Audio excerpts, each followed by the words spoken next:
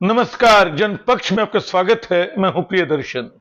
दोस्तों, कल जब मैंने अटल बिहारी वाजपेयी की कविता को लेकर एक वीडियो बनाया, ये पूछा कि वो कैसे कवि थे, तो इस पर प्रतिक्रियाओं की बाढ़ आ गई। इनमें कई तरह की प्रतिक्रियाएं शामिल थी। एक तो यही थी कि आप अटल जी नेता हैं, कवि के रूप में वो कवि हृदय थे, कवि थे या नहीं थे। अब कवि हृदय होना क्या होता है, ये बड़ी अजीब सी बात है। दुनिया का हर शख्स कवि हृदय होता है। हर व्यक्ति के भीतर भावनाएं होती हैं, स्मृति होती है, प्रेम होता है। हर कोई कविता लिख सकता है, लेकिन कवि हृदय कोई ऐसी चीज नहीं जिसपे हम अ, उसके आधार पे लिखी जा रही कविता को भी मान्यता दे दें। अटल जी ने बाकायदा कविताएं लिखी, बाकायदा उनकी कविताओं के संग्रह आए, उन पे नृत्य संरचनाएं की गईं, कोरियोग्राफी की गई, उनके गीत बड़े बड़े कलाकारों ने गाए, शायद लता मंगेशकर तक ने उनकी एक कविता गाई। तो स्थिति ये है कि मैं मान्यता दूं चाहे न दूं, इस देश का, इस समाज का एक बड़ा हिस्सा अटल बिहारी वाजपेयी को कवि के रूप में याद रखता है। लेकिन मेरी मुश्किल यही थी, मैं कविता को जिस तरह देखना चाहता हूं, कविता के तत्व के रूप में जिन चीजों को पहचानता हूं, ऐसा नहीं कि जो तुक वाली कविताएं होती हैं मुझे नापसंद हैं। मैंने बहुत सारे कवियों को पढ़ा है और याद किया हुआ है। पूरी की पूरी छायावादी कविता जो है, उसका मैं सम्मान करता हूं, उसके प्रति अपने कुछ एतराज के बावजूद, जहां उसकी सीमाएं हैं, लेकिन वो हमारे समय की एक मूल्यवान कविता है, इससे कोई इनकार नहीं कर सकता। क्या अटल जी की कविताओं के बारे में ऐसी कोई बात कही जा सकती है? तो मैं इसका विश्लेषण करना चाहता था कि लोगों को समझाऊं कि असली कविता कुछ और होती है। जो लोग शौकिया कविता लिखते हैं, आप उनका सम्मान तो करें कि वो कवि होना चाहते हैं, वो अपने कवि हृदय को बचाए रखना चाहते हैं, लेकिन इससे आगे आप उनको कवि के रूप में स्थापित करने की कोशिश करते हैं, तो असल में कविता का अपमान कर रहे होते हैं। एक प्रतिक्रिया कुछ लोगों की यह भी आई कि आपकी कुंठा है, आप अटल जी जैसे विराट व्यक्तित्व पे कैसे ऐसी टिप्पणी कर सकते हैं। मैंने सोचा कि क्या मैं कुंठित हूं? शायद हूंगा। कुंठाएं हमेशा निजी नहीं होती हैं, बहुत सारी कुंठाएं सामाजिक भी होती हैं। वो इस बात से पैदा होती हैं कि समाज में न जाने कैसी कैसी चीजों को स्वीकृति मिल रही है, किन चीजों को कविता के नाम पे स्वीकार किया जा रहा है। एक मित्र ने लिखा कि प्रियदर्शन जैसे आलोचक को ये अटल जी के कविता का मूल्यांकन करने की क्या जरूरत थी। मैंने कहा जरूरत है, क्योंकि लोग जाने कि असली कविता क्या होती है।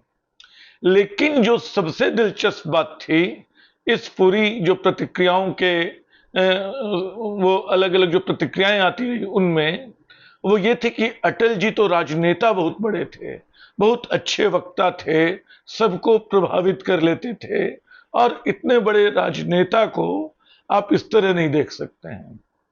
तो कल तो मैंने पूछा था कि क्या अटल जी अच्छे कवि थे। आज मेरा सवाल है, क्या अटल जी वाकई अच्छे नेता भी थे? एक अच्छे नेता का गुण क्या होता है? सिर्फ लोगों को प्रभावित करना नहीं, उनको एक सकारात्मक दिशा देना भी। उनके 5 वर्षों का कार्यकाल कैसा रहा, इस पे थोड़ी सी एक नजर डालेंगे। आज इस टिप्पणी में अटल जी प्रधानमंत्री के रूप में कैसे थे, एक नेता के रूप में कैसे थे, इसको भी देख लीजिए। इसमें शक नहीं कि वो शब्दों का चतुराई भरा इस्तेमाल जानते थे। वो अच्छे और प्रभावशाली वक्ता थे। जवाहरलाल नेहरू तक ने कहते हैं कि उनके संसद में दिए गए भाषण की तारीफ की थी, और भी लोग करते थे, और हिंदी के प्रति उनका प्रेम था। ये बात जग जाहिर है कि संयुक्त राष्ट्र में जाकर उन्होंने हिंदी में भाषण दिया था। तो हिंदी प्रेम, उनका हिंदी में धारा प्रवाह बोलना। लेकिन बहुत सारे पत्रकार मित्रों की शिकायत थी कि आप उनसे बात करने जाएं तो बातचीत में मन तो बहुत लगता है, लेकिन खबर नहीं निकलती है। जबकि आडवाणी जी के साथ बातचीत करने में खबर निकलती है। खैर, तो वो प्रभावशाली वक्ता थे, भीड़ खींच सकते थे, लोग उनका बहुत सम्मान करते थे।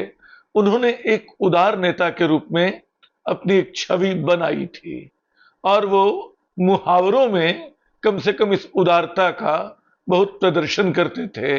जैसे उन्होंने इंसानियत, हिंदुस्तानियत और कश्मीरियत जैसा नारा दिया था, या और भी बातें की थी।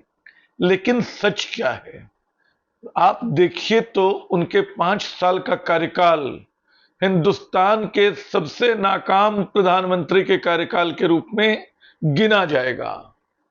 इस कैसे गिना जाएगा इस पर भी बात करूंगा। उसके पहले थोड़ा याद कीजिए, यानी 5 दिसंबर 1992 को उन्होंने भाषण दिया था और सुप्रीम कोर्ट के आदेश की व्याख्या की थी कि अयोध्या में कार सेवा का मतलब क्या है। वो हंसते हंसाते बतला रहे थे कि असल में जमीन तो समतल करनी होगी, जमीन समतल करनी होगी, यानी बाबरी मस्जिद को जमींदोज करना होगा। एक इतिहास को नष्ट करने की एक तजवीज इस देश का उदारवादी नेता दे रहा था, ये आप याद रखिए। खैर, अब उनके प्रधानमंत्रित्व पे आते हैं। बहुत समय मेरे पास नहीं है इतिहास के गड़े मुर्दे उखाड़ने के लिए, लेकिन ये दौर चल रहा है जब मुर्दों को देवताओं की तरह स्थापित किया जा रहा है, तो मुझे लगता है सारी बातें जरूरी हो जाती हैं। 13 दिन का उनका पहला कार्यकाल था। 1996 में उनको बहुमत नहीं मिला था, और थोड़ा बहुत नहीं, वो कम से कम 75, उससे भी ज्यादा सीटों से पीछे थे। 200 सीटें उनकी नहीं आई थी, शायद 196 आई होंगी, वो गूगल आंकड़ा बता देगा। तो उस समय, या हो सकता है इससे भी कम आई हो, यानी कम से कम उनको 76 सीटें और चाहिए थी, 76 सांसद और चाहिए थे समर्थन के लिए। अगले 13 दिन उनकी टीम इस काम में लगी रही, और उनके जो सबसे विश्वसनीय सलाहकार थे, ओएसडी थे उनके, प्रमोद महाजन। वो जब उनसे पूछा जाता था कि कहां से आप समर्थन लाएंगे, तो वो कहा करते थे कि प्रमोद और पेप्सी अपने राज किसी को नहीं बताते। तो ये जुमला था। और 13 दिन तक प्रधानमंत्री बने रहने के बाद, 2 दिन विश्वास मत पे चली बहस के बाद, जब ये समझ में आ गया कि उनको कहीं से समर्थन नहीं मिलेगा, तो उन्होंने संत की मुद्रा ओढ़ ली। कहा कि वो ऐसे समर्थन को चिमटे से भी छूना पसंद नहीं करेंगे। 13 दिन वो किस चीज की प्रतीक्षा कर रहे थे? अगर वो समर्थन उनको नहीं चाहिए था, तो पहले दिन से नहीं चाहिए था। उसकी प्रतीक्षा की, उसको संयुक्त मोर्चे को तोड़ने की कोशिश की। जब वो मोर्चा नहीं टूटा, तो कहा कि मैं तो इसे चिमटे से छूना पसंद नहीं करूंगा। खैर, 13 दिन की सरकार का एक महत्वपूर्ण फैसला था। जिस एनरॉन के पावर प्रोजेक्ट के खिलाफ सब आंदोलन करते रहे थे, बीजेपी भी उस आंदोलन में बढ़ चढ़ के शरीक थी, उसको हरी झंडी दिखाने का काम उन 13 दिनों की सरकार ने किया था। तो यह वाजपेयी सरकार की पहली उपलब्धि थी। दूसरा कार्यकाल शुरू हुआ, तो उस दूसरे कार्यकाल में उन्होंने जो बड़ा काम किया, वो एटमी परीक्षण किया। वो जो पोखरण का दूसरा एटमी परीक्षण था, मई के महीने में हुआ था। 2 एटमी परीक्षण हुए थे, मतलब 2 दिन हुए थे। तो उसको लेकर बहस आज तक जारी है। भारत ने सही किया, गलत किया, क्योंकि इसके तुरंत बाद पाकिस्तान ने भी वही कर दिखाया। आज जो पारंपरिक सैन्य क्षमता में हमसे कोसों पीछे था, वो पाकिस्तान एटम बम के मामले में हमारे बराबर आ गया। तो अब आप इस निर्णय को जिस तरह देखना चाहें देखिए। तीसरा कार्यकाल उनका शुरू होता है 1999 में, जिसमें जो शायद सबसे बुरा कार्यकाल रहा। आप देखिए कि उस समय करगिल हुआ।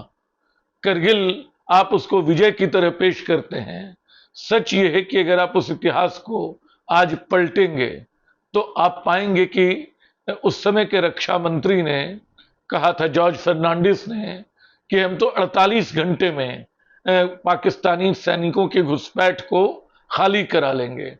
और उस घुसपैठ का पता कैसे चला था? वो गडेरियों की मार्फत पता चला था कि पाकिस्तानी सेनाएं आ रही हैं, वो कब्जा कर चुके हैं। अपनी जमीन छुड़ाने में भारत को बहुत समय लग गया, बहुत सारे सैनिकों, बहुत सारे अफसरों को शहादत देनी पड़ी। ये किसकी वजह से हुआ? ये एक राजनीतिक विफलता थी। इस विफलता को वाजपेयी जी ने अपने विजय दिवस में अपने जश्न में बदल डाला। ये नेता के रूप में उनकी खूबी थी। उन्हीं के समय बंगारू लक्ष्मण और जॉर्ज फर्नांडिस तक एक फर्जी रक्षा सौदे में डॉलर रुपए लेते और डॉलर मांगते पकड़े गए। ये सब उनके समय हुआ। इस्तीफा दिया जॉर्ज ने, फिर लौट के भी आए। खैर, उसके बाद आइए 2000 में वो जो कंधार वाला मामला था, शर्मनाक मामला, वो जहाज हिंदुस्तान में रोका जा सकता था, नहीं रोका गया। वो कंधार तक पहुंच गया और वहां उसके बाद 3 आतंकियों को भारत का विदेश मंत्री वहां तक छोड़ने गया। ये सख्त सरकार का रवैया था वाजपेयी जी। वो अब ये फैसला जिस मजबूरी में लेना पड़ा, वो जहाज हिंदुस्तान में रोका क्यों नहीं जा सका, उसको कैसे यहां से उड़ने की इजाजत देगी, ये सारे सवाल हैं। लेकिन इन सवालों के अब जवाब नहीं है। ये एक फेलियर थी। आप याद कर सकते हैं 2002 के गुजरात दंगे। उस समय राजधर्म निभाने की नसीहत देकर प्रधानमंत्री वाजपेयी ने मुख्यमंत्री तब के नरेंद्र मोदी को बख्श दिया कि ठीक है, जाने दो। ये सब हुआ और आतंकी हमलों की फेहरिस्त तो खत्म होती ही नहीं है।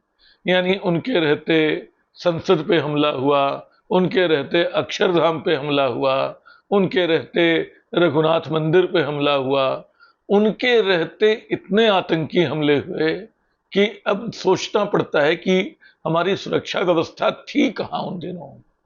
तो ये स्थिति प्रधानमंत्री वाजपेयी की थी। और 2004 तक मजे की बात कि आज का मीडिया जिस तरह मोदी और अमित शाह की जोड़ी पे फिदा है, तब का मीडिया वाजपेयी और आडवाणी की जोड़ी पे फिदा था। और तब सोनिया गांधी उनके मुकाबले बिल्कुल बच्ची दिखाई पड़ती थी। लगता था कि 400 सीटें तो इस बार अटल सरकार ला रही है। शाइनिंग इंडिया और राइजिंग इंडिया, क्या क्या नारे दिए जाते थे, भारत उदय, वो सब बेकार रह गए। जनता ने कहा कि ना ना, ये सरकार तो नहीं चाहिए। वाजपेयी जी अपना कार्यकाल दोहरा नहीं सके। तो ये वाजपेयी जी के प्रधानमंत्री होने की योग्यता थी, उनके नेता होने का सच था, बड़े नेता होने का सच।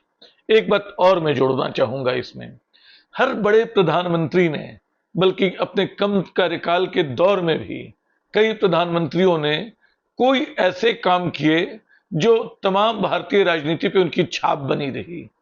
नेहरू के समय तो जो पहले प्रधानमंत्री थे, तमाम बड़े बांध, बड़े कारखाने, बड़ी अकादमियां, उनकी सूची इतनी बड़ी है कि वो आज के प्रधानमंत्री 12 क्या 20 साल रह के भी वो बराबरी नहीं कर पाएंगे। खैर, वो नव निर्माण का काल था देश का, सब क्रेडिट आप नेहरू को मत दीजिए, देश की भावना को भी दीजिए, ठीक है। जो दूसरे प्रधानमंत्री थे हमारे लाल बहादुर शास्त्री, उन्होंने बहुत छोटा कार्यकाल पाया, लेकिन जय जवान जय किसान की बात उन्होंने की। खेती किसानी को एक तरह से उस पे दुनिया का ध्यान, भारत का ध्यान खींचा। उनका कार्यकाल बहुत छोटा था, उनको कुछ मौके नहीं मिले। इंदिरा गांधी आई। इंदिरा गांधी को अब जब याद किया जाता है तो उनको उनकी ऐतिहासिक महाभूल के लिए याद किया जाता है, जो इमरजेंसी थी। 19 महीनों की वो इमरजेंसी निश्चय ही भारतीय लोकतंत्र का सबसे काला पन्ना थी, इसमें कोई संदेह नहीं है। खुद उस इमरजेंसी से बाहर आने की कोशिश इंदिरा गांधी करती रहीं, और जब उन्होंने इमरजेंसी खत्म कर चुनाव कराए तो उन्होंने बड़ी आसानी से सत्ता सौंप दी, क्योंकि चुनाव बुरी तरह हार गई थी। 80 में उनकी लोकतांत्रिक तरीके से वापसी हुई। लेकिन अभी फैसलों की बात मैं कर रहा हूं। उनके रहते बैंकों का राष्ट्रीयकरण हुआ, कोयला खानों का राष्ट्रीयकरण हुआ, कई बड़े फैसले हुए, जमींदारी उन्मूलन हुआ, प्रिवी पर्स की समाप्ति हुई। जमींदारी उन्मूलन का कानून पहले बन चुका था, प्रिवी पर्स समाप्त किए गए। उन्होंने 71 का युद्ध जीता, पाकिस्तान को ऐसी शिकस्त दी जिसकी कोई इतिहास में दूसरी मिसाल नहीं मिलती है। एक पूरा नया देश बांग्लादेश के रूप में खड़ा हो गया। इंदिरा गांधी के समय भारतीय राष्ट्र राज्य की ताकत पे जो मुहर लगी उसका कोई जवाब नहीं था। असल में उसी ताकत से हासिल समर्थन जो था अंध समर्थन, जो उसको इमरजेंसी तक उनको ले गया। इसलिए अंध समर्थन, अतिशय समर्थन, इन सबसे किसी भी नेता को बचाया जाना जरूरी है। खैर, जनता पार्टी की सरकार 3 साल रही, बहुत सारे स्वदेशी मुद्दों पे काम हुआ। मुझे याद है कि कोको कोला को भारत से बाहर भगा दिया गया।